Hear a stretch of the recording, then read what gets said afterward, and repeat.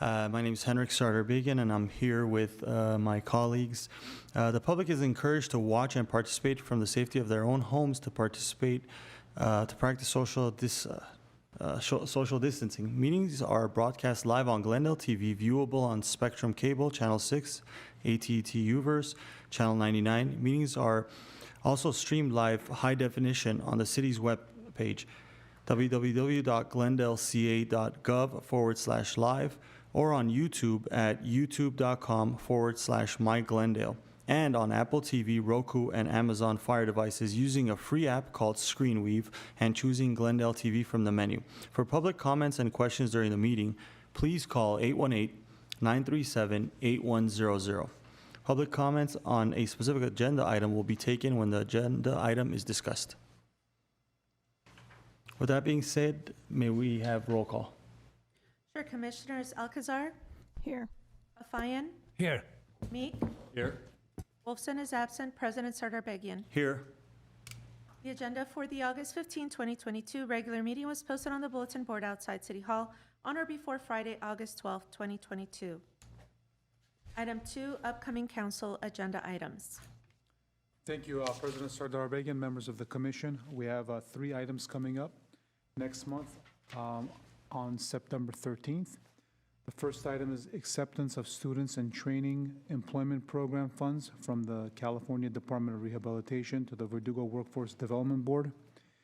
The second item is acceptance of funds for 2022-2023 Federal Workforce Innovation and Opportunity Act funds to the Verdugo Workforce Development Board, and approval of Verdugo Workforce Development Board funding recommendations to the Glendale Youth Alliance and the City of Burbank. And the third item is acceptance of Los Angeles County Department of Economic Opportunity 2022-2023 funds in the amount of $268,000 to the Verdugo Workforce Development Board for youth employment services, and approval of Verdugo Workforce Development Board's funding recommendations of $244,000 to the Glendale Youth Alliance. Thank you. Thank you. Item 3, commission staff comments.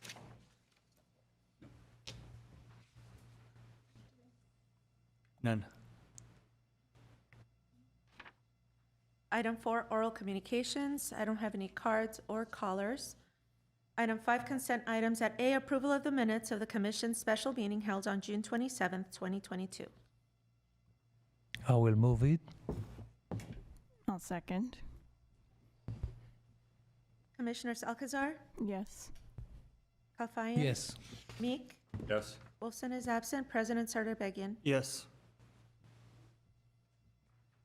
Item 6, action items. At A, Verdugo Wash Project update, oral report. At 1 is a motion providing feedback regarding the Verdugo Wash Project. We have a request to speak by Mr. Patrick Murphy. Oh, it's afterwards, It's sorry. after the presentation. President Sarder-Began, members of the commission, we do have our Assistant Community Development Director, Mr. Bradley Calvert, that will be making the presentation on the Verdugo Wash planning per the request of the commission. Hey, good afternoon, Commission members. We are here to provide an update on the Verdugo Wash Visioning Project. This was a project that was launched back in 2021, really with the goal of trying to identify what kind of opportunities existed to repurpose or dual purpose, if you will, for the Verdugo Wash. This is really with the intent of considering things like active transportation, public open space, sustainability, things of those kind of elements. Some little disclaimers I would issue as we get into this project is that if you were to take this project from its inception to its completion of construction and put it on a 1-year calendar, we're somewhere between 12 o'clock and 1 o'clock in the morning on January 1st. We still got a long ways to go on this. When we say visioning, this is kind of an early concept to try to understand what is feasible. You'll see a number of graphics, renderings, pictures. That does not mean that that is a design solution for a particular location. It doesn't mean that that's the final design solution. It's an early concept. There's still a number of things that would need to be fleshed out as we move forward into other iterations of this, other stages, other steps. But what we wanted to do is come to the commission today, give you a kind of overview of where we are in the project, what we are kind of pursuing in terms of the visioning, get your feedback and incorporate that into our final report. We intend on going to City Council sometime around late September with the final report for this stage to seek direction on what we should do for subsequent stages of the project. So as mentioned, we'll discuss some of the project goals, the description, go through a couple quick precedents, some projects that have some elements that may be applicable to some of the ideas behind the Verdugo Wash, some of the public input we've received, and then next steps. We have a number of other initiatives and projects in our mobility and planning divisions that align with this project, that intersect with this project. There's a lot of overlap and a lot of different opportunities to really create a really holistic and comprehensive multimodal transportation system while we create new open space, while we improve strategies for sustainability. If you're not familiar, the Verdugo Wash, 9.5-mile flood control channel. This touches about 15 distinct different neighborhoods, starting at up north, just north of Crescenta Valley Park, and ultimately connecting to the Los Angeles River around Confluence Park. This is part of the Los Angeles River tributary system. This was channelized because of flood events back in the 1930s. One thing to note is that every design concept that is here does not intend to or will compromise the actual role of a flood control channel. In fact, this, because of some of the restrictions, if you will, the ultimate recommendation that will be made to City Council has been modified from kind of the original vision, because we do need to maintain the ability for this to still perform its function as a flood control channel. These are just a collection of images of the channel as it is today. You see some of the historic bridges that cross it. There are moments where this is very narrow. There are moments where this is very wide. In some cases, it's a box channel. In some cases, it's chamfered. Really, what we tried to do in this visioning process was develop a kit of parts. And what I mean by that is a different design approaches that can be applied to different segments based on that condition. And when I say condition, that can be both the box channel and the chamfer. It can also be dependent on what kind of uses are nearby. One of the things that we heard during our public engagement is ensuring that we protect privacy and safety and security of the single-family neighborhoods that run along it, but then also being able to create moments of opportunity and access when you get into more urban environments. So again, when we go through some of these renderings, it does not mean that that is a particular solution for that location. It just may be a solution or intervention, if you will, that could be applied at some point along that wash. So you'll see a series of kind of alternatives, if you will. At the heart of this project is about access. It's about opportunity.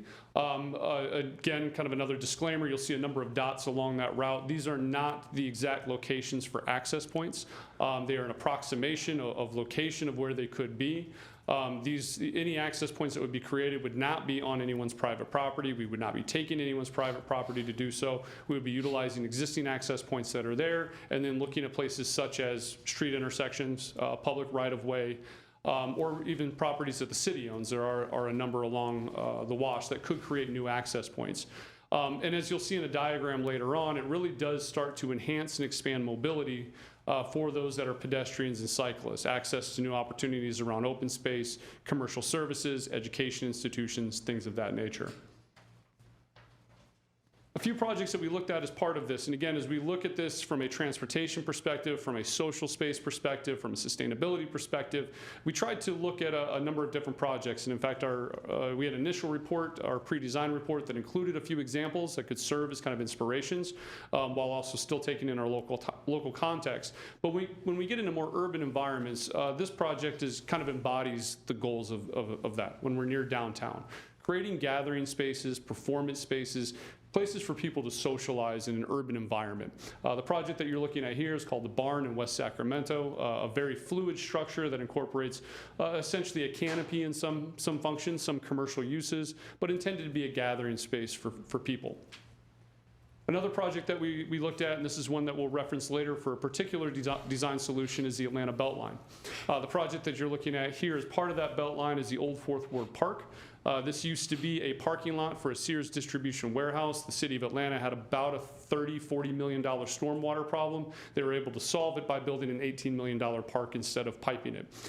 From this, they were able to increase wildlife habitat, some that hadn't been present in 25 to 50 years. It still functions as a flood control device as well. In fact, if you look in the background on the curved wall to the right, you'll see two lines. One represents the 100-year floodplain, and the second one represents the 500. This park was designed to flood. It is designed to be submerged underwater.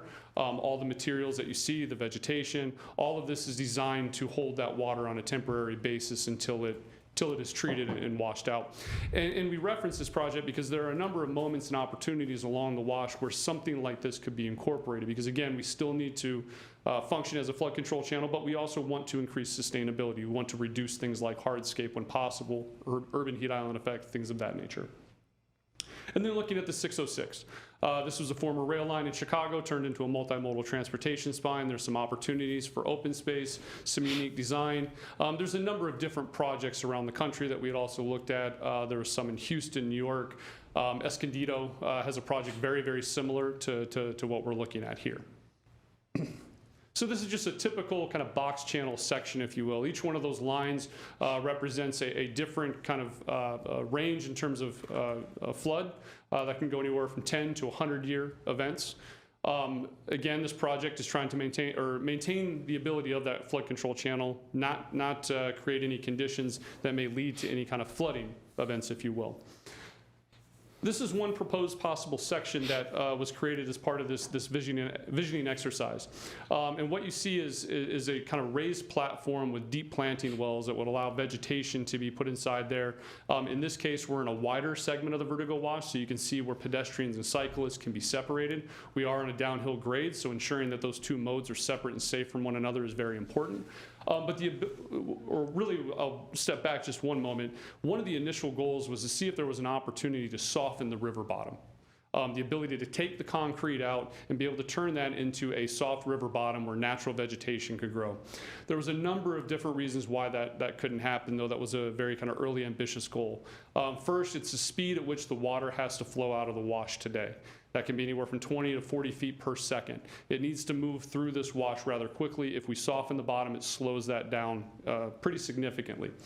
Also, because this was really more of a canyon for a long time, and at some stages a temporary creek, because there's not a consistent and constant flow of water, essentially a soft riverbed bottom would not be able to sustain life. We would not be able to grow vegetation there. We would not be able to have wildlife that could live there. There are some alternatives that do seek some opportunities to be able to take segments of it and soften the bottom of it. We are also going to be looking, if we go into a stage 2 of this project, some of the adjacent properties that the city owns where we could take opportunities for water recapture that could be pulled from the wash and be able to be treated and reused. But as you can see, those kind of green hatched areas, those are those kind of deep planting wells, trees, vegetation.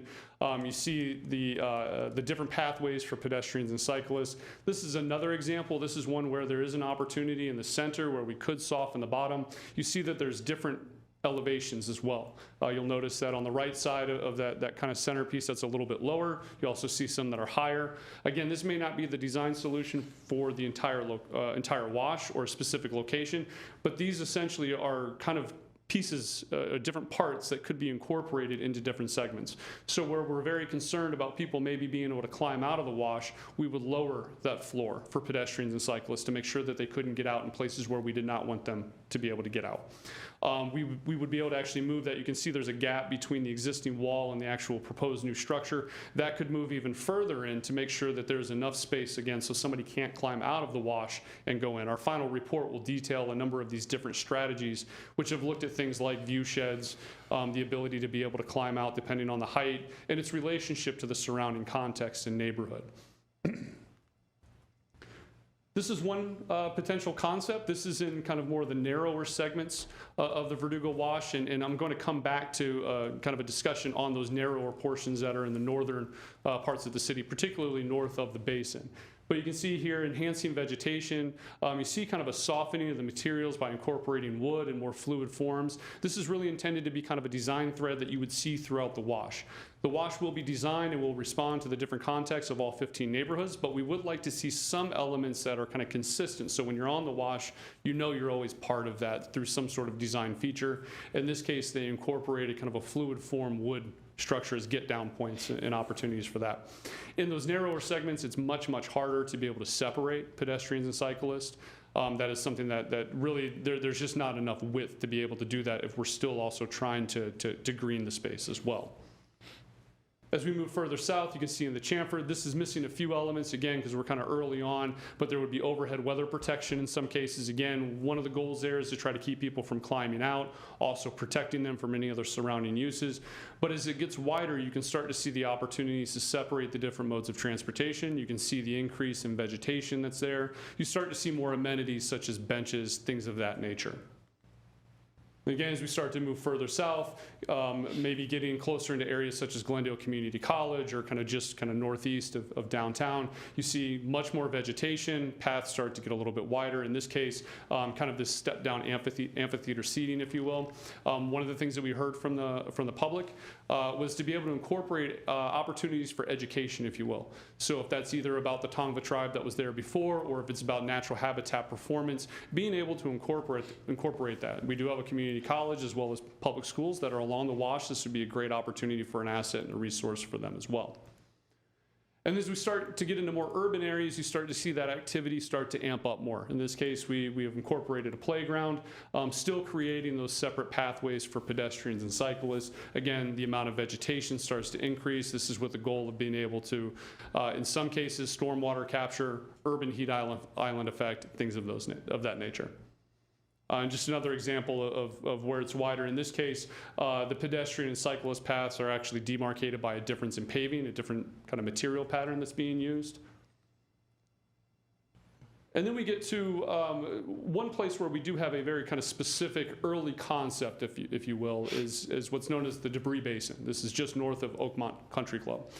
This is the Debris Basin in its current state right now. Back in April of 2021, the design team and several city staff members went out and did a tour of the wash within it. These were some pictures that were captured from there. This is an opportunity to really create kind of a unique public space along the wash. This is kind of a very early concept, but really trying to focus on creating a light touch. Try to not disturb too much of what is already there. Try to increase vegetation, increase some of the natural environment that's there, but really kind of focus more on boardwalks, less on large plazas, less on large hardscape that's incorporated. When there are rain events, this would have the opportunity to be able to have some sort of flowing water that would go underneath those. This could also be designed to flood. I will actually, if I can go back really quick to some of these images, these concepts are all designed to be flooded, much like that old Fourth Ward Park example that we looked at in Atlanta. The idea is that you use certain kind of sustainable materials, durable materials, that during significant rain events can withstand an increase in water, a flooding of water. This would be closed during significant rain events. If you've been out to the wash at any point in time during a rain event today, that's probably more suitable for kayaking than anything else at this point. But this would be shut down in the cases of significant rain events where we would anticipate water exceeding wherever that floor would be. And that same concept would be incorporated as part of that debris basin. And again, it really kind of goes back to this concept that you see here. All of the water that you see here, this is storm water that's being retained. Again, kind of a light touch with the boardwalks. There's some pathways along the perimeter, kind of increased vegetation as well. But again, bringing back natural habitat. Again, wildlife is shown up here that has not been present within urban Atlanta in many, many decades. Same kind of concept could be applied here. It also kind of creates one of the unique opportunities for a very large open space for the city, because that is such a large space. And before I go on to the mobility and kind of additional elements that we'll discuss, when we take this project to the City Council late in September for the recommendation to move forward, what we're proposing is that the debris basin actually be considered as the starting point for this project. During the public engagement phase, we had heard from neighborhoods to the north that they were not interested in this project. They had many different concerns. And then on top of that, as we started to dig deeper and deeper into the hydrology aspects, the width is just not there, the width and the depth. There may be other alternatives further down the line that could be investigated and explored, and we could look at those in future phases and bring those to the neighborhoods to see if those may be more tenable and interesting to them. But right now, we just don't see that as something that's feasible. Additionally, that is the more suburban area along this entire route. There's just not the population density. There's not a lot of commercial centers. There's not a lot of commercial uses or civic uses there. It just doesn't quite bring the same kind of bang for the buck in terms of the urban environments to the south, where we could create something that could be more impactful and beneficial for large numbers of people. So when we take that recommendation to City Council, we'll be recommending that any future phases of this project start here at the Debris Basin and then point south. But what this project also does in terms of that open space that you see a number of those pedestrian and cyclist routes, is it does open up opportunities for mobility. What you're looking at here, this kind of heat map, the darker the color, the less time it would take you on a bicycle. Essentially that deep dark purple or black color, that's about how far you can get in 5 minutes if you were to start somewhere around Brandon 134, if you will. Your range is somewhat limited. You can get to West Glendale, you can get a little further to the east.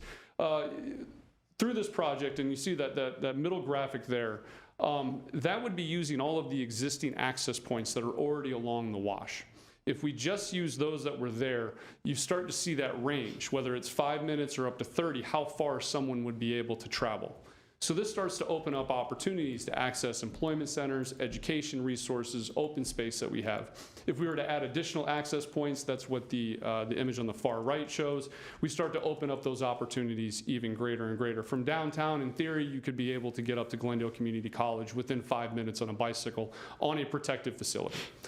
You would not be subjected to traffic or any conditions that may create an unsafe environment for them. And as we look at kind of a land use map of the city, there are opportunities, again, connecting to Glendale Community College along this route. We have the employment center here around City Hall and the Glendale Avenue kind of corridor. We have downtown. These are all those kind of pieces that you can start to get to within 5 minutes, and then going out to West Glendale. Right now, Metro is moving forward with their NoHo to Pasadena BRT project. This would create a unique opportunity to be able to connect anyone from that BRT onto the Verdugo Wash. We have a number of access points that are strategically located right near some of the stops for the BRT on Glen Oaks Boulevard. There will also be new protected bicycle lanes as part of that. So that's where we start to see that enhanced network. Rather than these kind of discrete moments for pedestrians and cyclists, we start to create a full-on network that gets people from their homes to jobs to education to entertainment. And then, kind of mentioning that BRT connection and that connection to the Glen Oaks protected bicycle lanes, being able to start establishing regional connections, getting out to Burbank, being able to connect to the Los Angeles River Trail, and being able to go south into downtown from there. Some of the public engagement to date, we've done a number of different in-person neighborhood meetings up and down the Wash. We've had a number of online surveys as well. When we started this program, this project, we were still in the heights of the pandemic, so a lot of the engagement we had to rely on was online. We had some neighborhoods that just weren't comfortable yet, as well as doing in-person meetings. So we'd released about 3 different surveys, the first asking residents what they thought of a reimagined Wash, what their priorities or concerns may be. We then had a second survey which used a series of precedent images that asked them, do any of these seem like something that may be applicable to your specific neighborhood? And then the third one is exhibiting the current designs, the ones that we presented today, and getting responses on those. We also did a multi-site event on February 19th in Fremont Park, Verdugo Park, and then we also did a location in downtown. We have 2 different kind of stakeholder groups, if you will, or what we would really refer to as technical working groups. The first looked at collecting a number of kind of technical experts, if you will, in regards to mobility, sustainability, parks and open space, public health.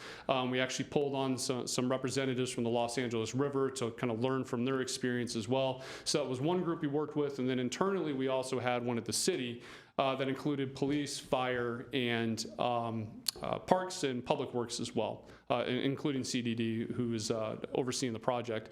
And from that is where we started to develop the different strategies regarding safety, anything relating to crime, to wildfires, things of that nature. I'll show this slide here, and we asked residents in that initial survey what attributes were important to them, and essentially the more kind of pink and purple you see, the more important that topic was to them. Public safety, by and large, was the most important. You can also see the creation of new open space, pedestrian, cyclist routes, and then the impacts to the surrounding properties.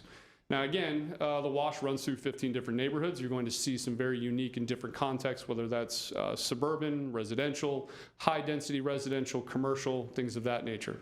So through the work, as we started to develop the concepts and working with our internal stakeholder group, we worked to try to answer some of those questions and concerns that we heard from the public meetings. The first one was, or one of the first was the consideration of wildfires. So we have worked with our fire division to consider and look at how that can be mitigated. The first and foremost would be done through fire-resistant planting. The second, and some of the design solutions you don't see incorporated here, but will be in our final report, is creating spacing between the edge of that platform and the walls of the wash to create that distance so that we, again, dealing with safety both from fire and a crime perspective, don't have any issues by bringing things in too close a proximity. When talking to police, this would incorporate things such as police call boxes, police patrols. One thing that they wanted to make sure that we could leave enough room for is that they could at least get a scooter down there, a motorcycle actually. So they have to respond to an emergency incident, they can quickly get down there and quickly access in a safe and meaningful way. But also looking at things in terms of having potential dedicated patrols, the visibility of the wash from the right-of-way itself so that any police officer who is driving down, say, Glen Oaks can see down into the wash and can make that part of their patrol. So those are a number of the recommendations that they had as part of the project to also help answer some of those concerns around public safety. So some of the next steps, we intend to complete this around late September. We would need to identify sources of funding to conduct that next phase of work. That would include additional feasibility work. We would really need to get into the nitty-gritty of the design, explore more of that engineering before we can really kind of cement whatever concept that is there. There is some opportunity for some early implementation of the project in the Debris Basin that would largely be limited to restoring natural habitat, though, not creating space for people necessarily, but really looking at the ability to enhance the vegetation that's there and create a kind of greener space. As I mentioned before, there's a number of different projects going on right now that this impacts and those projects impact this. We're currently updating the bicycle transportation plan. That's where this project was originally identified, was in the original 2010 2012 bicycle transportation plan as kind of this multimodal spine. So we're going back and updating that again with that intent of how do we create these kind of networks and connections amongst different routes and paths. And then there's also the integration with the Metro BRT and West Glendale work. Both of those projects, with Metro BRT being in their EIR phase, and the West Glendale project has finished up their finalized design, and the bicycle components of that have actually been adopted and incorporated into Metro's plans for the BRT. So making sure that we're establishing all of those connections. And then we also have the recent adoption and implementation of the Citywide Pedestrian Plan. This is not just for cyclists, it's also for pedestrians as well. And again, we'll take that recommendation to City Council that if they desire to move forward with this project, we would start at the Debris Basin and move points south from there as we kind of investigate this project any further. Otherwise, I'm happy to answer any questions that you may have. Thank you very much. I will open it up to my colleagues first before I ask you a couple of questions. So. Thank you, President. Thank you so much for your presentation, sharing all of this information, the engagement that you've done with the community. This sounds very exciting, and I have recognized myself that, that the wash is an underutilized space. It rains, how many days out of the year, and it's pretty empty during those days. But I would like to know, when it does rain, and I'm sure this was brought up multiple times, how would people be restricted from entering the space? Will there be certain hours? I know this goes into programming, which is might not be there yet, but would love to hear your thoughts.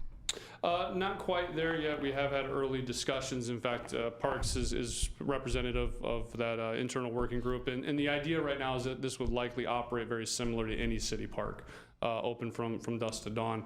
or dawn to dusk. In terms of how we would shut that down, that's a design feature that would need to be figured out, unless Coco would like to drive up and down the wash and shut it down for us before any rain event.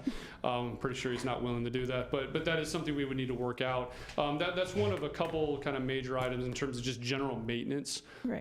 The other one is, how does somebody get underneath that wash for maintenance, and also to make sure that it's safe and clear. So those are some of the design things that we have some initial concepts, but we need to advance that further in any subsequent phases as we start to figure out where those actual access points will be.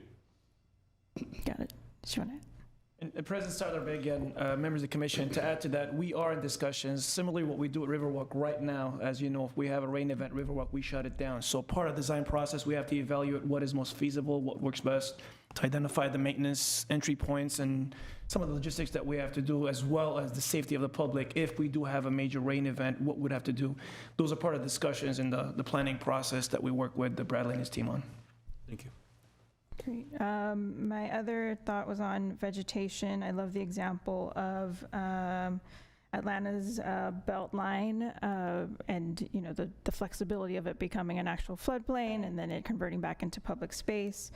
I did not see any considerations for public art yet. Again, maybe that's into the programming of the space, but would love to see you consult with our arts department on that. We do have a huge fund for that, so the earlier we can get to incorporating those plans, I think the better. I would add to that in the next phase, we've actually planned to make sure that there's essentially a master plan for public art.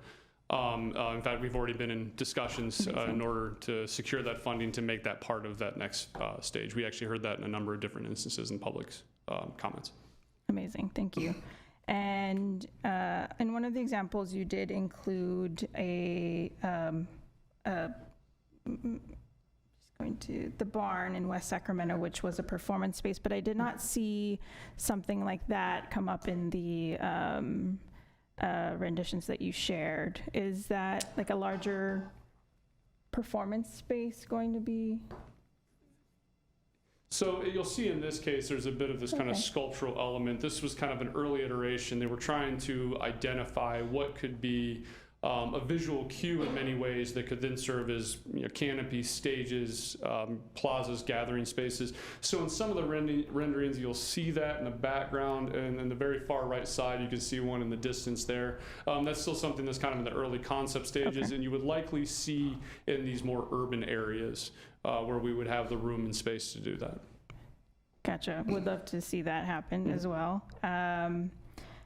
For the basin, which, just to clarify, you said if, in order of a timeline that you'd propose, you'd want to start with the debris basin, right, and then work your way down for development? Not necessarily, and I should probably bring a little bit of clarity. When I say start at the basin and move south, when we think of this as a project, that would be kind of your starting point, right, moving along. How the project would be phased itself is still to be determined. The final report that comes out in September, that will have some phasing plans in it.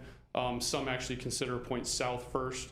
Others consider that because maybe there's just less work that needs to be done. There's a quicker opportunity to enhance in that area. But in terms of which one of those kind of two ends of the spectrum start, that's still to be determined. Okay, got it. And then you said that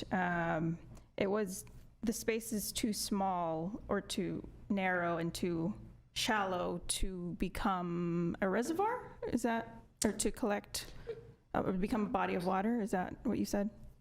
Trying to recall. When I mentioned the area that's kind of too narrow and not deep enough, that's really the wash as you get north of the basin. A good analogy is when we're looking at this project is that it's like having a glass of water and trying to figure out how much ice you can put in before the water spills out. There's just not enough room as you get further north, where kind of the moment you put anything inside that wash, you've now created a condition where any significant rain event, there could be the potential for water to flood out. So modifying the actual existing channel, that's a very, very heavy lift. That's something that's very difficult and very expensive to do. And the thing to keep in mind is, how much we modify this wash has other potential impacts further down when it connects to the Los Angeles River, other connections along the wash. Those northern portions, right now, we just don't see that as something that's feasible. Got it. So I guess my question was specifically for the debris basin then. I think currently it's supposed to act like a water Yes. collection space, but we just don't receive enough water Correct. for it to be, okay. And nothing would be changed in there. That's perfectly adequate to be able to hold water how it is today. There's not any kind of large scale implications of adding some of the boardwalk concepts that we had shown before in terms of its ability to retain water. Okay. Are there any opportunities, and I don't know how this would happen feasibly, for the space to actually become a more functional reservoir?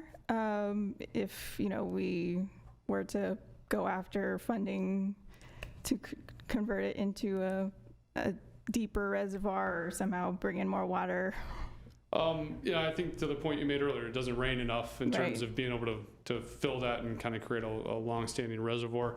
We are looking, and we really need to kind of go into that second phase of work to investigate more of where we can kind of capture water, water recharge in the water table. That's something else that we would like to be able to do. And the basin could be an opportunity for that. There are also a few parcels up and down that the city owns that aren't suitable or can't be developed. That could be unique opportunities to do that as well. Okay. Thank you. Thank you, Bradley. Can you show me the map again and show me where the debris basin is located? Let's see. This one might be better. So if you see where it says Oakmont Country Club, Yes. it's just north of there. In fact, if I go to this diagram, you can see the large kind of green blob just below number 7. That's the golf course, and just above that, where it says dam, that would be the debris basin. And how, distance-wise, from there to the LA River, that would be about how far? There, you're looking at about 7 miles, maybe a little under 7 miles. Okay. And I was just thinking, I know that the LA River Trail has decorative gates that they can lock when there's rain and things. I assume that our idea might go along with that. There would be a gate that we could close, but it wouldn't just be a chain link fence or something. It would be decorative. Yes, I would say with rather high level of confidence, anything that we put into this project would be a designed element and not, just slapping chain link fence or anything like that. And how many phases do you think from the debris basin to the river would, since we're basically eliminating that top portion, would that be 6 phases? Or you're still working on that? We're still working on that. Most of there's about 3 or 4 alternatives for that right now on what that phasing could look like. It could be as little as 3, and it could go up to as many as 5, depending on, and again, that's very kind of subject to the ability to acquire funding, and the overall cost of the project. That is another piece that will be incorporated in that final report, is looking at what will the overall cost or cost per mile be. That could change how many phases we would need to do. Thank you. I appreciate what you have the envisioning for a space that we don't have it, but you're building it. Is this going to satisfy our needs in this community, like putting more basketball courts or soccer teams, soccer fields or tennis courts?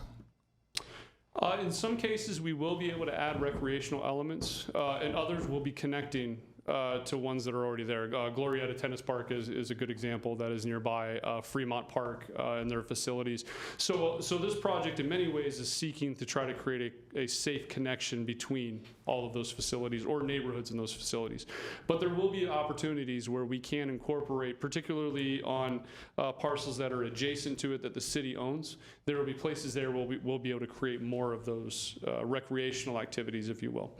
In terms of within that, kind of the walls of the wash, that's more going to be about creating plazas or social spaces within there. Is this going to take away from the funds that we have if we find new spaces to create new new parks? No, this would be independent of that. We would be seeking any external funding. We would not be using any funding that would acquire land for parks. Again, with the intent of trying to connect any of the existing ones that we have, or if there's future ones that come in. When we released the report, that heat map that I had shown of that mobility access, it actually goes very far south in terms of someone being able to access any of those existing parks within 10 minutes or so. And the funds are coming from where?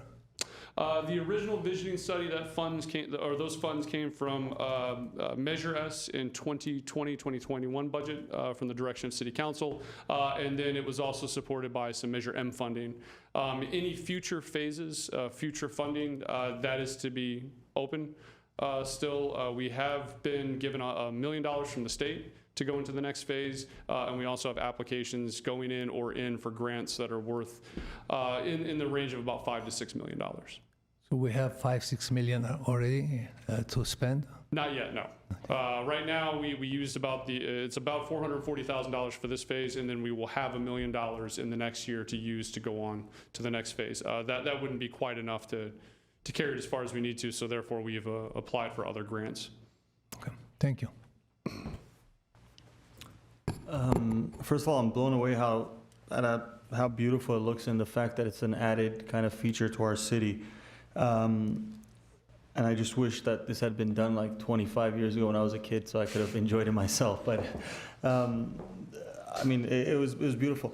Are there any talks or any possibilities of having any like police substation type of things to have, one or two along the entire path, one or two areas where some kind of a law enforcement could be stationed over there permanently? It is a very real possibility. I think as we go into the next phases, that's going to require an operations and maintenance plan and to be able to understand what are those kind of financial implications so that before we kind of cement a design and then say, yes, we can put a substation there, what those the long range costs are going to be of that and to operate and maintain it. But that is definitely something that is possible. There was a number of different kind of concepts that could be floated out in terms of the security element and policing it, and that's very, very well could be one. Okay, and then again, I know we were just looking through a few renderings, but any restrooms and like watering stations, whether it's for pets or human beings along the path? Yes, there would have to be some sort of facilities in there to be provided, yeah. Okay, and then how many actual access points to the wash and out as far as for humans and bicycles and all that throughout the? I'm trying to remember the existing number now. It's not many, and then in terms of the overall number that we would add, I think that's going to depend as we move into the next phase of design. There's a lot of opportunities around some of the existing bridges and connections that are there. The challenge there is some of those bridges are historic, so we don't want to modify that. So that could change where we can have them or how many of them we can have. Gotcha, okay. And then has any thought been put into as far as what about, just vagrant or, homeless population, taking over the space in the future? And, would that just kind of be dependent on who's monitoring the space and what time we open, what time we close? And I think that comes down a lot to policing and making sure that we ensure visibility. I didn't mention it here, but lighting is going to be a key component as well to ensure that safety. And one of the things we've heard from public comment when we look at the LA River, for example, in certain locations there, it's probably not the most appealing to the eye to many and feels unsafe because there is homeless. There are certain challenges and issues there. What I would say is that in a lot of those cases, you're also talking about a segment that runs along kind of industrial corridors where Right. there's not a lot of, as Jane Jacobs references, eyes on the street. Right, when you have high visibility, when you have a place that's easy to see into is being used, these are areas typically that not a lot of people use, and there's not a lot of high visibility because they're located behind an industrial warehouse. And I think that's why you see some of that kind of proliferate in that area. And I think it'll be up to us to design an alternative that helps mitigate that and then supplement that with any of the safety measures and the policing that we need to go into it. As acknowledged in the final report, nothing in this project could move forward without a full operations and maintenance plan in place and fully adopted.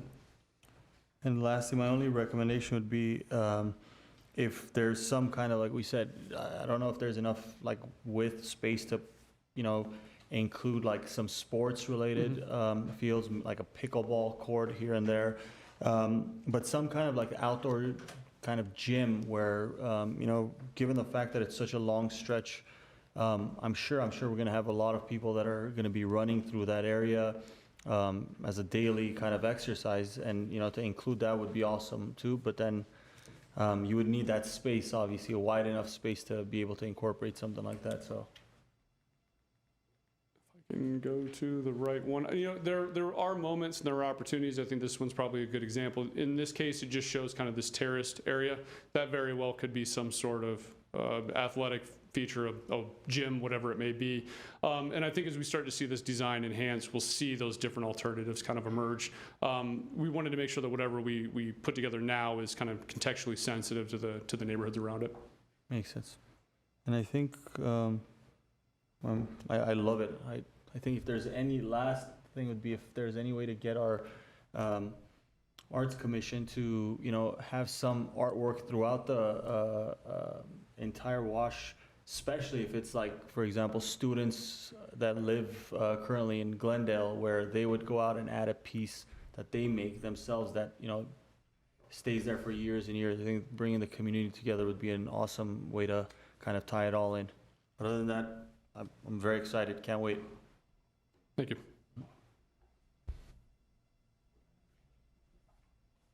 Oh, your public comment. And we have public comments. First, Mr. Patrick Murphy.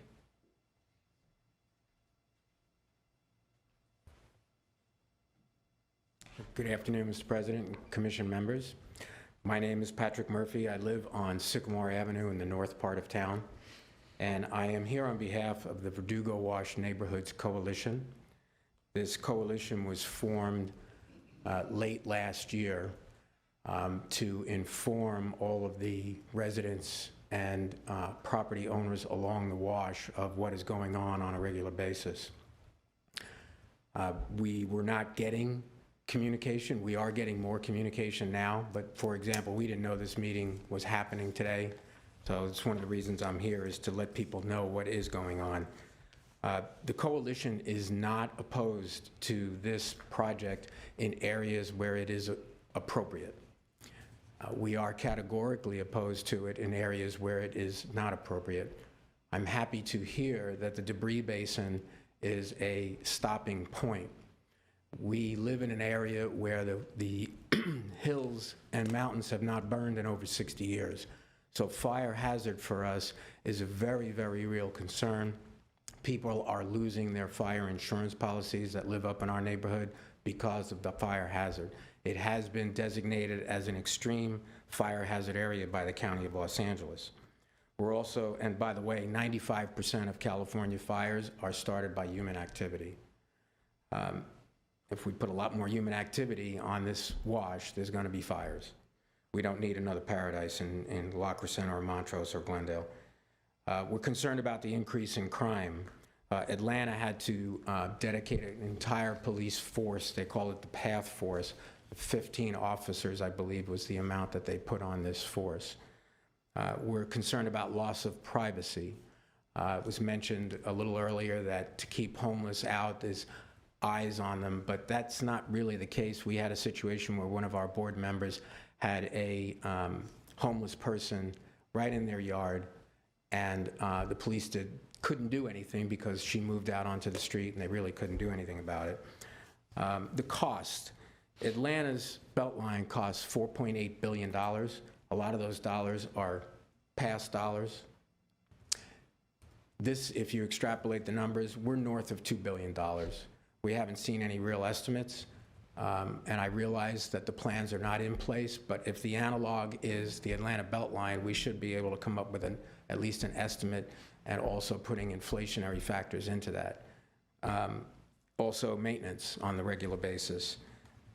We were told previously that it would end at the Debris Basin.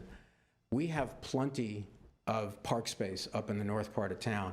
There isn't enough in the south part of town. So I know that there are council members that are interested in starting it at the confluence of the LA River and the Verdugo Wash and taking it up to Brand and stopping. There are council members that are proponents of that. I think the people in the south need it a lot more than we do up north. And again, we are categorically opposed to it in areas where it is not appropriate. See, my time has run out, so thank you very much. I appreciate the opportunity to speak. Thank you. Ms. Alice Headley, please.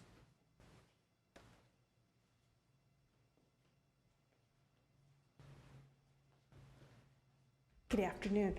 My name's Alice Headley, and I live at 1414 Del Monte Drive, which is right behind the Civic Center, the Civic Auditorium.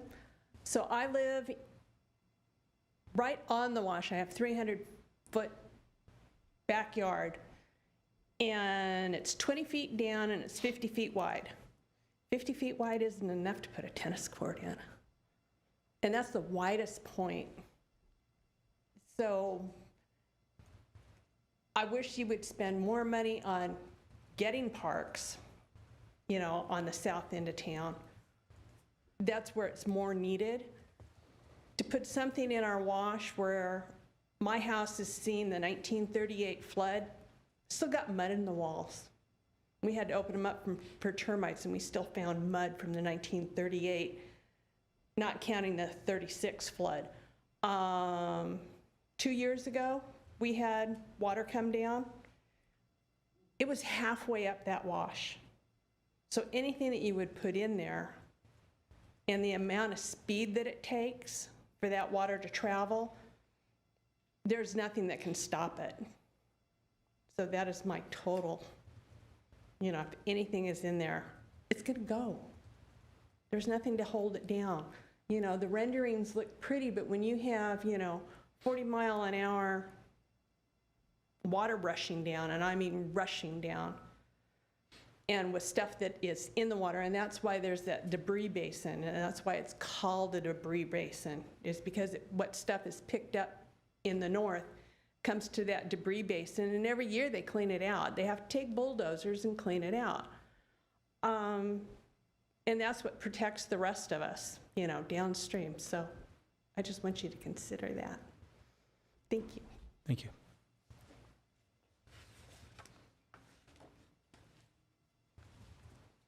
Do we have any phone calls? No, we don't have any phone calls or any other speakers. And this is an action item. Basically, the motion is just to provide feedback. Okay. Good. No, thank you to the guests who came, our residents who came with their concerns. I think the good news is that we're still pretty early in these phases and can include these considerations moving forward. So I would like to move that this item includes and incorporates and considers all of the comments that we have suggested today. And be presented to council in the future.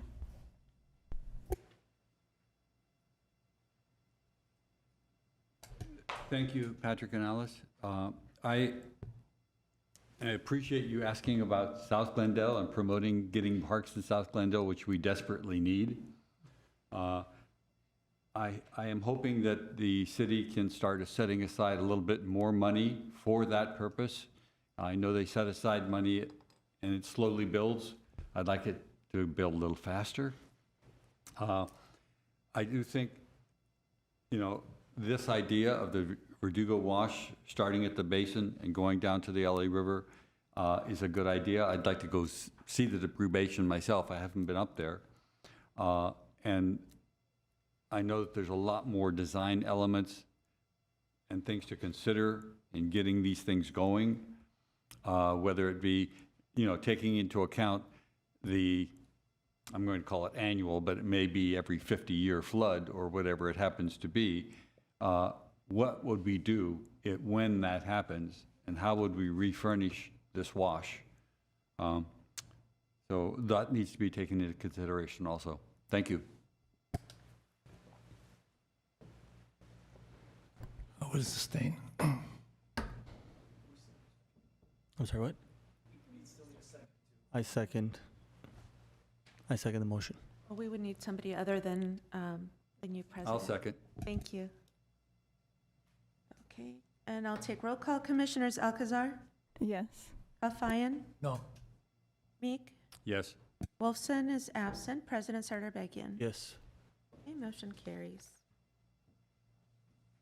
Next is item 6B, Citywide Public Art RFQ, Verdugo Park Mural.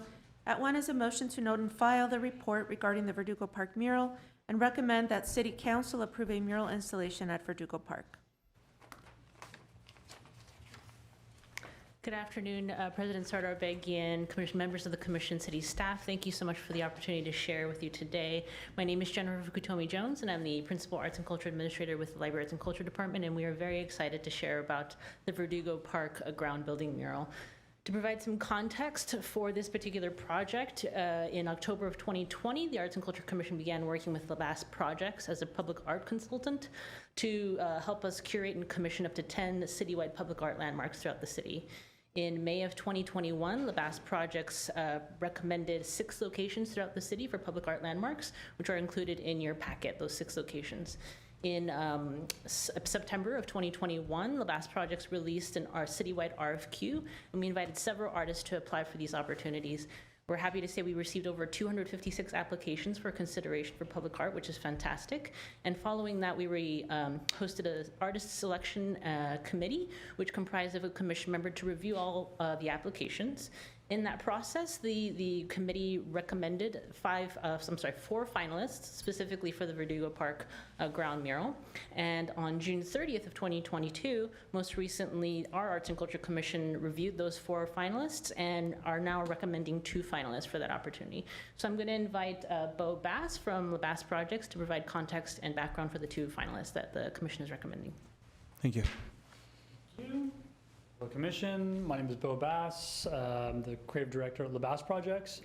We're a public art consulting firm. We specialize in public art. We don't deal with like paintings or private homes. We work primarily with large real estate developers in quite a few cities. It was actually interesting to see in the WASH project, the barn in West Sacramento, we actually wrote West Sacramento's public art master plan for them, and we're involved with some of the art that was created around the barn. So I'm really familiar with that area. Really excited to share with you. Do I have control of this? Yes. Go ahead. Oh, okay, there we go. Thank you. We have a primary finalist that the Arts Commission selected, Erin Miller-Ray, who is actually a Glendale local artist. And it was really an interesting process going through this.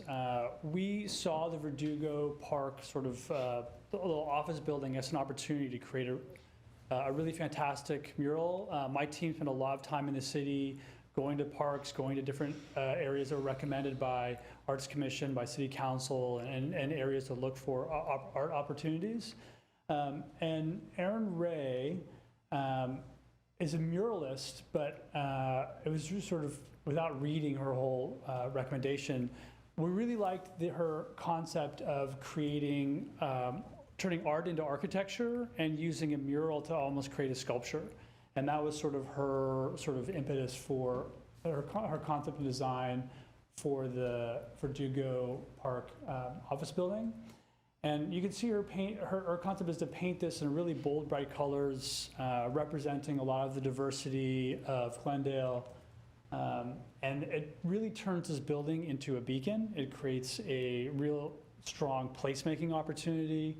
Her idea is to paint basically all the way around the building, including the floor.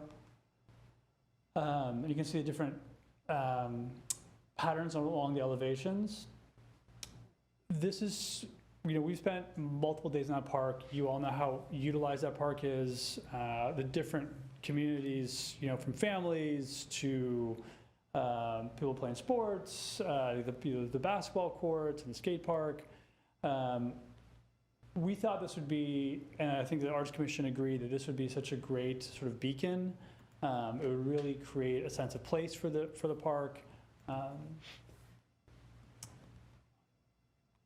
So that was sort of Aaron Miller Ray's concept was basically unanimously selected by the Arts Commission. There was a second artist concept selected, and I'll share that with you just for your review. Ndubisi Okoye is actually from Detroit. He was inspired by a woman from Glendale, really basing a lot on Glendale's history as a sundown town. And had this idea, and he wrote a poem that basically would sort of like echo what the mural is all about, called You Belong. And that's sort of the concept of the mural. We all really liked it, but I think where the Arts Commission and the comments from the Arts Commission were really impressed with Erin Miller Reyes is that she created an entire sculptural element around the entire building rather than just a singular mural. So that's kind of where we're at. Happy to hear feedback. Any questions? I have a question. It may be more for the parks to start with. They were going to renovate or restore or do something to that building. President Sardarbegian, Commissioner Meek, the renovation is for the northern part of the park. The restroom in the north is what we're looking at renovating into the small community building and restroom. Currently, there are no plans for renovations to the building, which is the restroom building, and the skate park office down in the south end, which is this particular building in question. Just making sure that I've got the right place that we're talking about, and you're not doing this one also. Thank you. Sure. Also, on the second one, the You Belong, there was a poem that went with this. Is that included in the, because it looked like it was just one side of the poem building. was just more of an inspirational. So NDBC sort of used that as the inspiration for the mural, but his concept was just a singular mural that you're seeing here. So he wasn't including that. Thank you. No. Can I ask a follow-up question to that? Because I actually liked the message of the second proposal, but it does sound like the Arts Commission already moved forward with proposing the first proposal. Is that right? The first selection was almost unanimous for the Arts Commission. Got it. And I think, is that because, my crazy idea is to do both?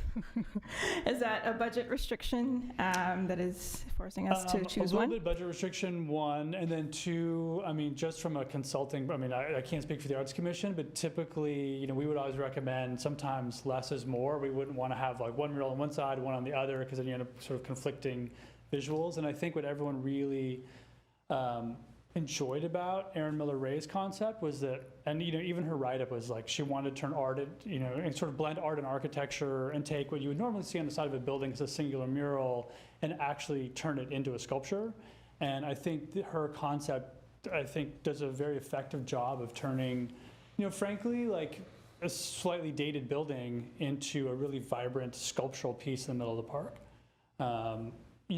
One of the things that developers, cities are always looking to us for are these sort of like organic Instagram moments, these opportunities where people are going to stop, take pictures, engage with. And when you have the opportunity to have a mural like this that's completely wrapped around a building and really provides a natural sense of a backdrop for people to physically have the opportunity to engage with the artwork, for us, it's usually a big win. Got it. Thanks for clarifying. I do like that. I think the skate park already has some elements of like fun color blocking, right? So it kind of goes with that theme a bit.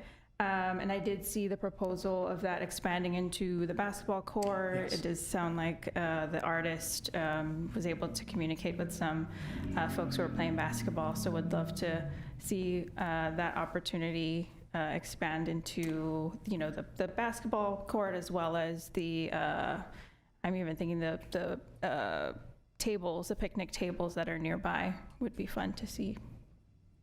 Yeah, I mean, to get ahead, probably ahead of ourselves, you know, we're in the process of we selected 6 locations. We're looking at another 4 locations that were our sort of second stage of artwork for the city. And I know basketball courts are right on the top of our list.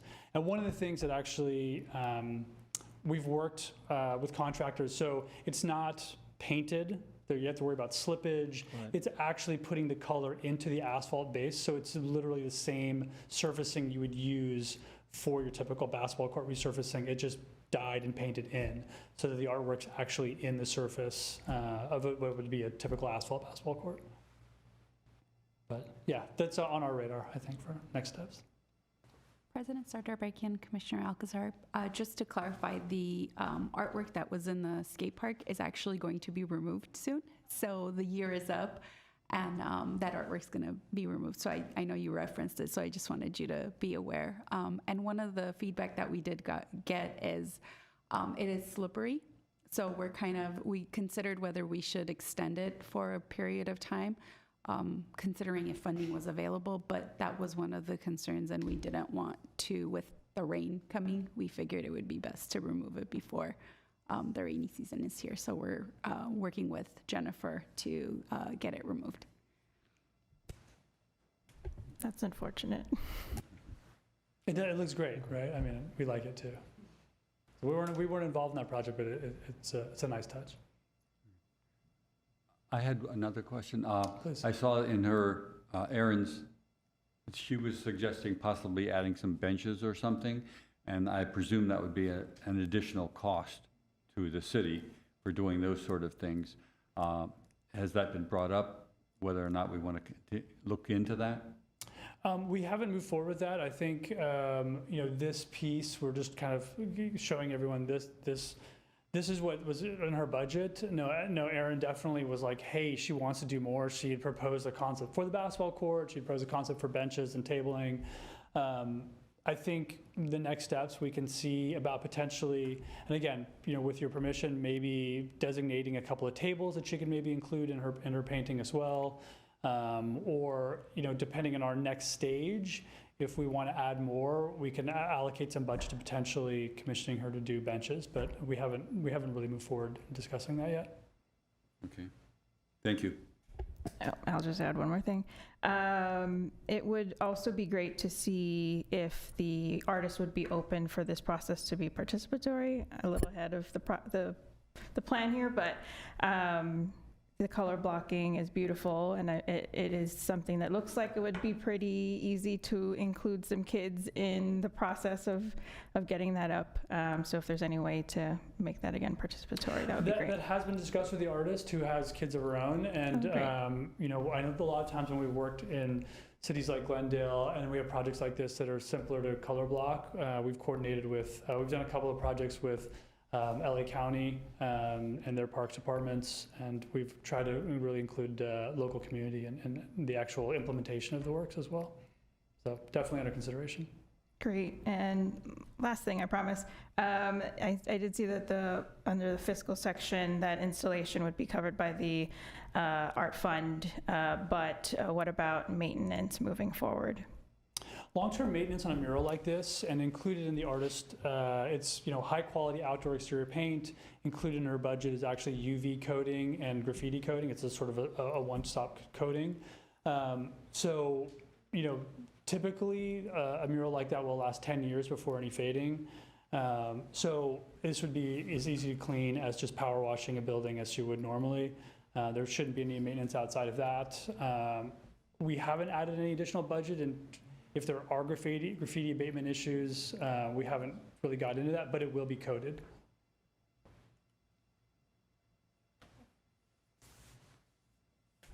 I just want to ask the Parks Department if you see any issues with like increased graffiti on this space if it was already painted. President Sotomayor and members of commission, generally speaking, even graffiti artists do respect art. And, you know, we've seen otherwise as well, but generally speaking, even if it is graffiti added to this, we'd consider it as a general graffiti on the building and, you know, do attempts to remove it. Depending on the quality of the paint that you are already proposing to put in, it seems as though it should be easy to remove, but, you know, at times I do see the concern whether the fading of the colors that's coming into play with power washing, that's something to be determined. I just found out from Mr. Blink, and this is going to be a permanent installation. I was thinking in my mind, just like with the skate park one, as far as removal goes, the cost for removing as well, not just the maintenance throughout. So being a permanent structure, ongoing maintenance costs, I'm not sure what library's plans were for it. But as far as graffiti goes, you know, it'd be just simple as removing graffiti from the wall, as we would normally do it. That was actually great feedback, and I'm glad you said it. Typically, in our experience on these projects, when there's actually artwork that's applied to murals, it's much less likely to be graffitied than just a blank wall. Most of the graffiti artists, so many of the artists are doing murals now are ex-graffiti artists and have that street art background, that there is a somewhat level of respect. There are plenty of other blank walls usually for them to deface, unfortunately, so it's easier for them to do that than actually deface the artwork. So we usually find that when murals are applied, it ends up being a significant graffiti abatement. Knock on wood.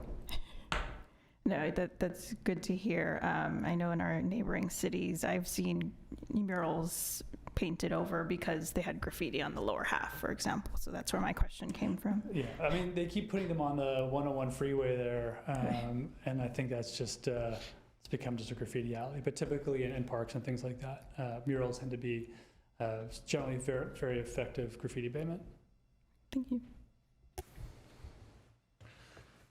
Just to make sure, the budget for this is the $50,000, right? Yes. Okay. And for both artists, their I guess proposed project, the $50,000 only covers this building and nothing else.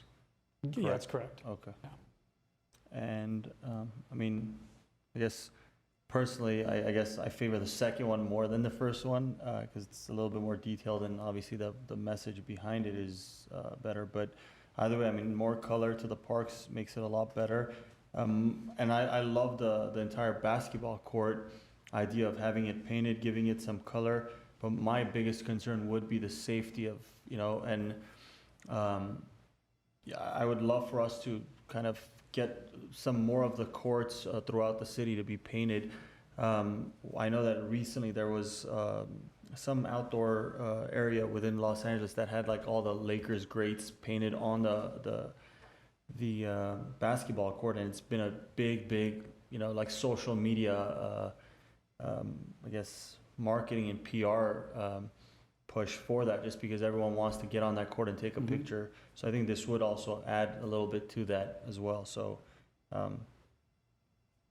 I'm super happy that you guys are interested in seeing that, because I'm sure we'll be talking to you shortly with some details and really more the specs on the application of the asphalt and the coloring of the asphalt, because really there are no safety concerns. It's instead of just being a green or, you know, red basketball court, they're applying the paint and pigment directly into the resurfacing. So it's that court you're talking about in Venice with all the Lakers greats on there. You're seeing more and more application of that in basketball courts across the country. Aaron Miller-Ray actually designed a court that was done in Atlanta, and they end up becoming so spectacular versus just a gray or green basketball court with the lines. I mean, all the lines are there, but it's not just house paint rolled on the ground. Right. It's actually just pigmented asphalt. So definitely very safe. Beautiful. President Sotomayor, again, what I presume you're speaking of is similar to what we would do to resurface our courts with the same type of paint, so it'd be safe to play on. Yeah. So rather than it being, as you said, generally we have picked a couple of different colors across our courts, tennis and or basketball. Rather than having that layout design, it would be artwork incorporated into that, but using the same type of non-slippery paint that is I can't totally define the chemicals and how it's laid out, but it is safe to play on, so I presume that's exactly how Yeah, they would it's paint it. the same contractors that are going to be resurfacing your courts. Some of the contractors are now taking the application and actually just using different colors and pigments in their layouts. And so it's not actually an artist out there hand painting it. The design is given to contractors, it's all laid out and then applied as you would any typical basketball or tennis court surface. And what we would do is, when we get to that point, work with you at the library to determine whether the court itself, if we're talking about, for example, the courts at Verdugo Park, whether the surface itself needs some work before it can be painted to make sure that it is addressed and it becomes a regular, like a playable court. Because at times before we do the surfacing, there's a lot of prep work that we do for it, and we'll incorporate that as part of the cost for any artwork that's going to go in to have the court ready, laid for surfacing and painting, and it becomes art instead of just a normal court surfacing. Thank you. Motion. Okay, I can make the motion. I'll move alternative 1, which is to note and file this report about the Verdugo Park mural, and we recommend that the City Council approve a mural installation at Verdugo Park. I'll second it. Commissioners Alcazar, Yes. Alfian, Yes. Meek, Yes.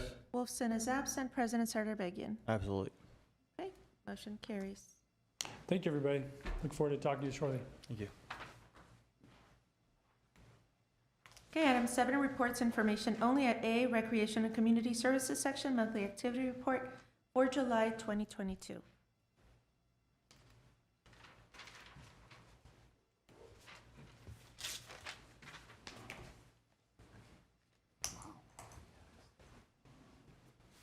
Good afternoon, President Sardarbagian, members of the Commission, City staff. My name is Sabah Garabidian, Community Services Manager, and I'll be going over the recreation report for the month of June and July. So bear with me, it's 2 months in combined.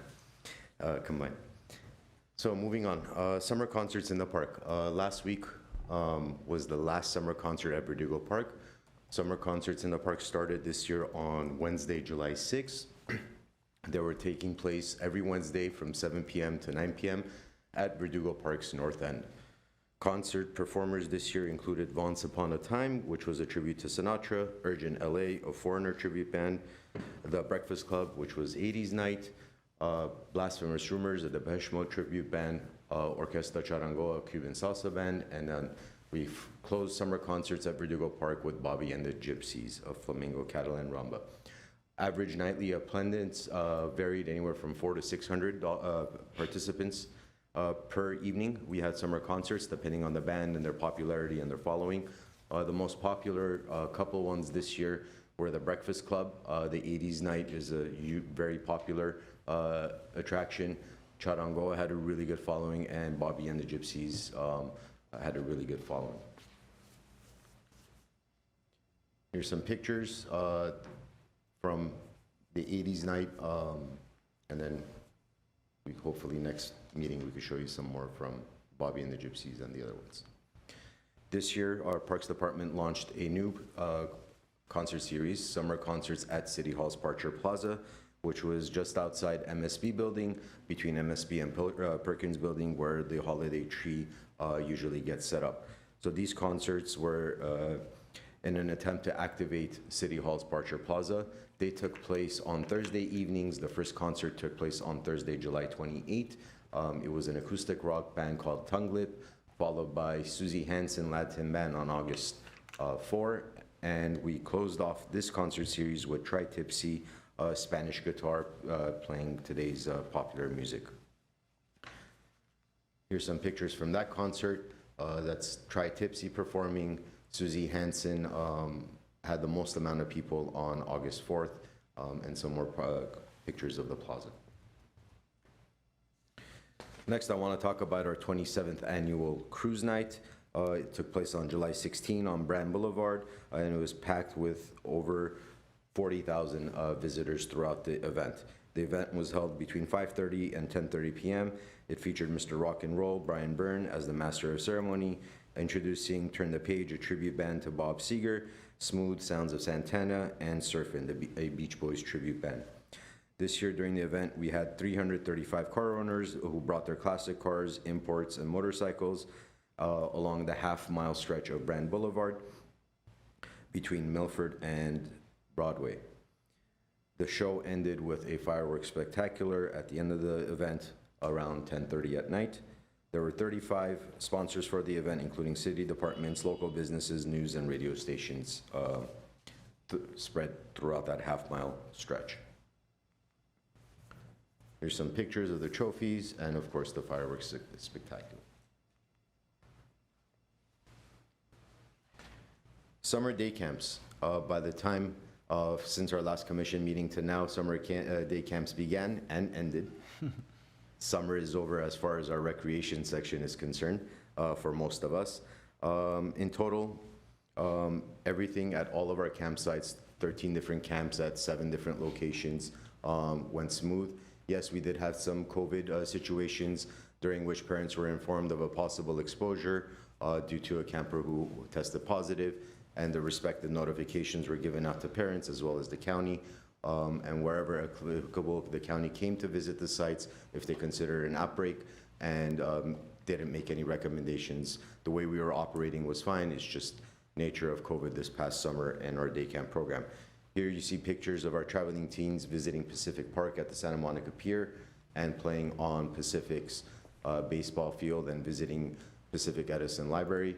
On the lower right is our pickleball volunteers showing the kids how to play pickleball on our outdoor basketball and pickleball courts. Spar Heights Community Center, because it's a small facility, we usually ask our fellow departments to come and do presentations. So Glendale Police Department came out and showed off the canines. Glendale Fire came out on one occasion. The library came and did some visits and had their participants read along for summer readathon. And then on the top left, you could see picture of our nature camp, and the Southwest Herpetology Society came and did a show and tell with some of their critters and snakes and to our nature campers.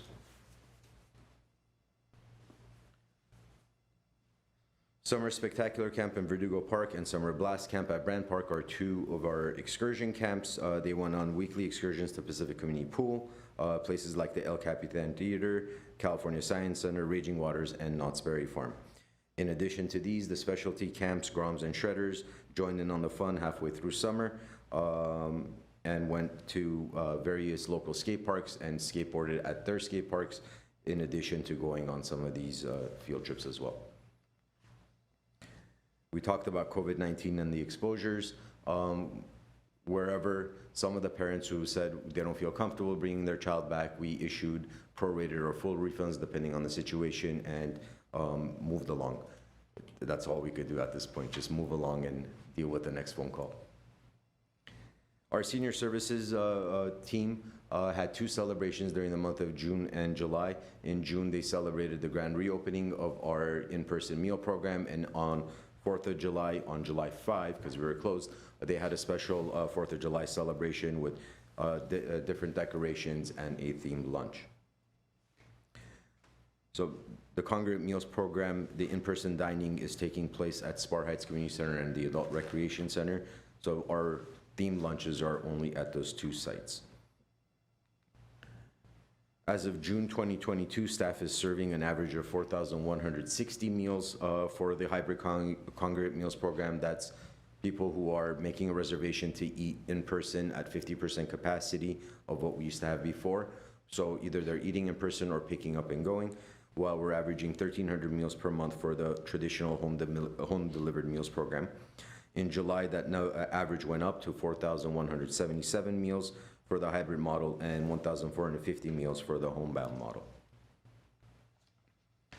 Some funding sources for our elderly nutrition program are listed above. LA County Aging, CDBG, Federal American Rescue Plan, City of Glendale General Fund, and United Way of Los Angeles.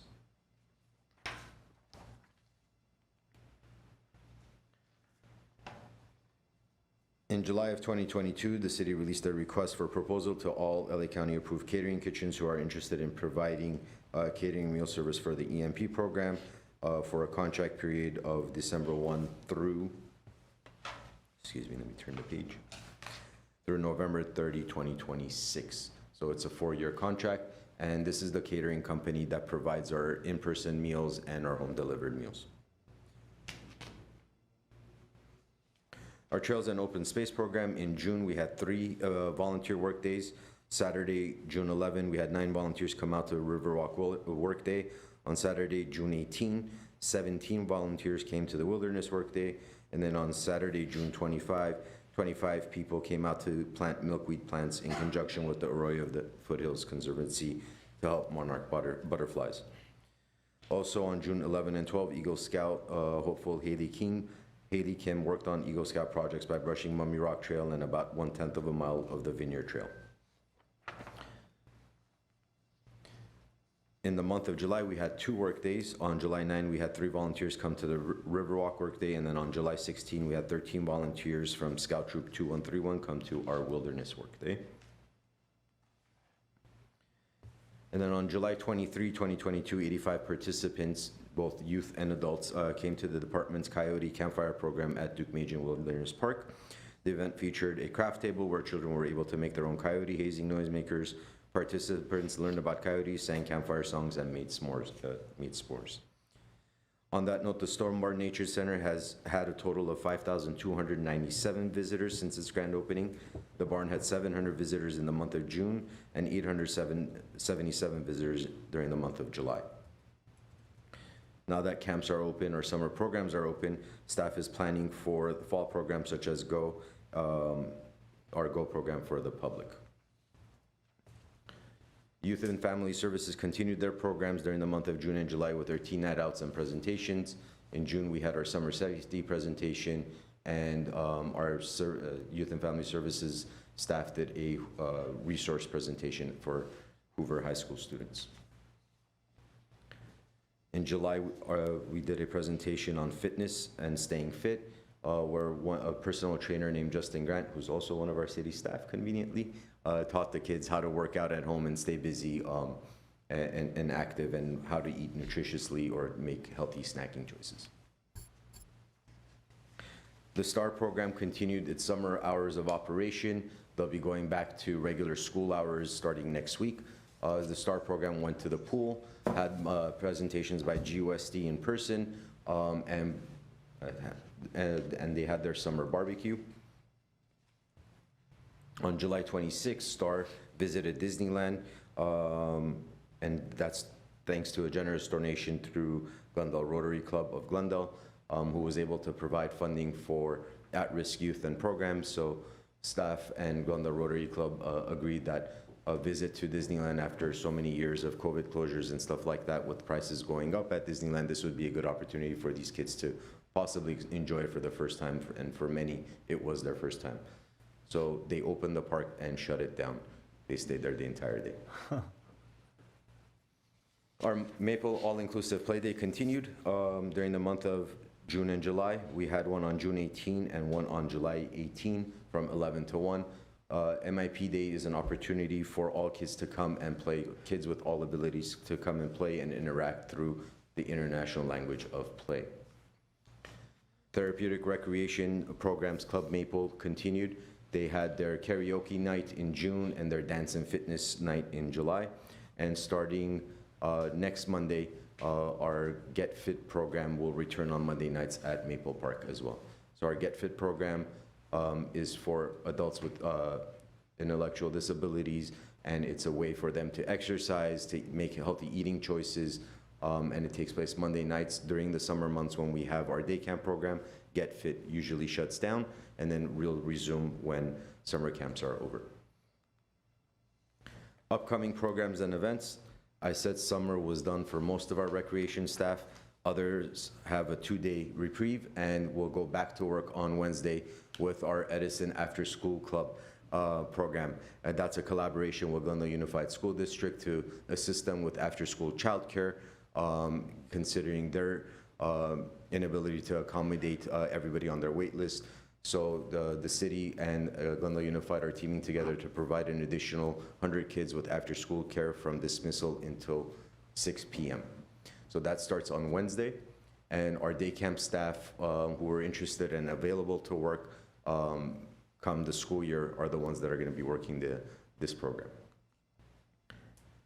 And these are pictures from earlier today. This is our One Glendale staff getting their training with Positive Coaching Alliance, in addition to a series of training that'll be taking place this entire week, getting them ready for the One Glendale After School Youth Sports Program season that will start on August 29. The first season is flag football. We already have the championship dates set. The interest flyers have already hit the schools in preparation for them going home when school starts this Wednesday, and program will begin on August 29. So we have about 22 staff working the One Glendale program. I feel like we need more, knowing what that program involves, but we're getting everybody trained so that we're good to go when the program begins in 2 weeks. So more stuff that's coming. Did I say summer's over? It doesn't feel like it. Parents' Night Out, September 16, October 21, and October 28. This is an opportunity for parents to drop off the kids. We'll take care of them, we'll feed them, we'll provide games and activities while they go do whatever they want. They just have to pick them up by midnight. $15 per child for each one of these opportunities. So the next one will be on Friday, September 16 at Pacific Community Center, October 21 at Spar Heights Community Center, and then October 28 back at Pacific Community Center. And then last but not least, our next major special event will be our annual Fall Festival. That'll be taking place on Saturday, October 22nd at Pacific Community Center. Here's some pictures of our past pumpkin patches. We'll have the pumpkins back this year, new ones, not the old ones. And we'll be decorating, and we'll have some games and some jumpers, and it'll be a good opportunity for people to come out and enjoy summer one last time as we get ready for the fall. And that concludes my presentation, if anybody has any questions. Can I just ask one question? I loved seeing that the Deukmejian Wilderness Center is very popular this summer. Now that school's starting and that summer camp is over, I was wondering if there has been discussion or how maybe busing some of our students up there would happen into this next school year. So, Teresa, if you want to. So President Sardarbegian, Commissioner Alcazar, there are two programs that are going to be taking place at the Nature Center while school is back in session. The first one is our regular hours of operation, which is already Friday, Saturday, Sunday. So the Nature Center will be operating during those hours. The next one is our GO program for the public. While the GO program already takes place 4 times a year for our One Glendale students, we're taking that same program model and making it applicable to the general public that lives in the South Glendale area, taking the concept of meeting at Maple Park Community Center or Pacific Community Center, providing the transportation up to Deukmejian, where they'll do similar activities, and then return by 12:30 on the same day. So that's the next program that the staff is planning on at the current time. There's going to be some staff changeover coming in the next couple of weeks or so. So we're working through that as well to make sure that the programs still take place as scheduled while we hire new staff. That's exciting. Thank you. I just wanted to say I'm so pleased and proud of our Parks Community Services Department for the meals programs that we do and how we do them, how we coordinate them. I think it's a wonderful thing that this city is doing to help many, many people. Thank you. Thank you.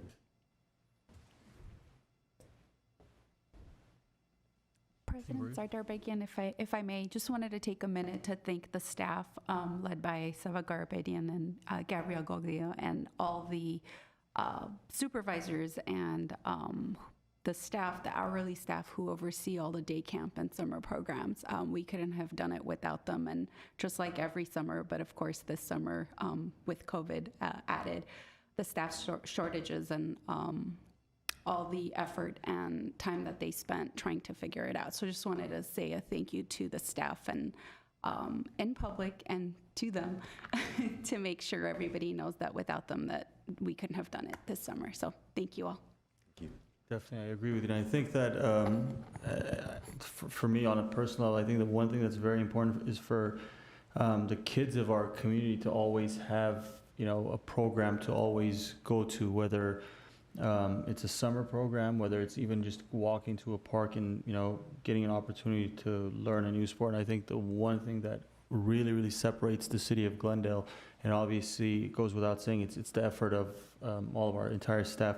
There's always, any day you turn, it feels like you guys have, an activity every single day. And I know it's a lot of responsibility to kind of accept that and always have your calendar filled, but we appreciate that. It's a lot of work, but you're brightening up the lives of a lot of kids within the community. So thank you. Thank you, Commissioners.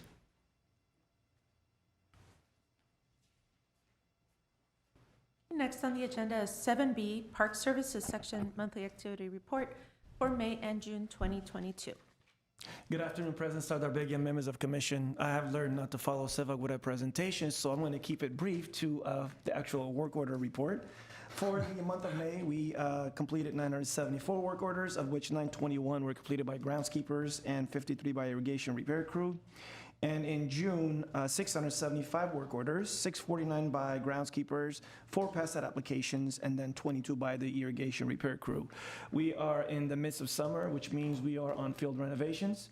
We've had staff working weekends now trying to do the infield renovations to get it ready before the season opens again. And we have 2 of the major fields that are going to go the typical full field renovation. We're looking at Montrose, the large field, softball field, as well as the sports complex field 3 to undergo renovation to get it ready for the season, start up again. And in November, I believe, still planning to do our Pacific annual renovation at the Pacific field. That is all I have at the moment. There will be next month, the following months, we'll be reporting on a few projects coming up and couple of exciting items. We're looking at Adams Mini as a project for shade. We're looking, and CIP will do CIP report in October as well. And the Glen Oaks and Pelinconi projects are moving forward. We started the bidding process a couple of weeks back. As a matter of fact, today the bids are due and looking at getting those 2 projects commenced the construction within the next month or so. Thank you. Thank you. And I think that's it for today. Our next meeting will be held on September 19th, 2022 at Council Chambers. Thank you very much, everybody. Good job. Thank you. Coco, you won today.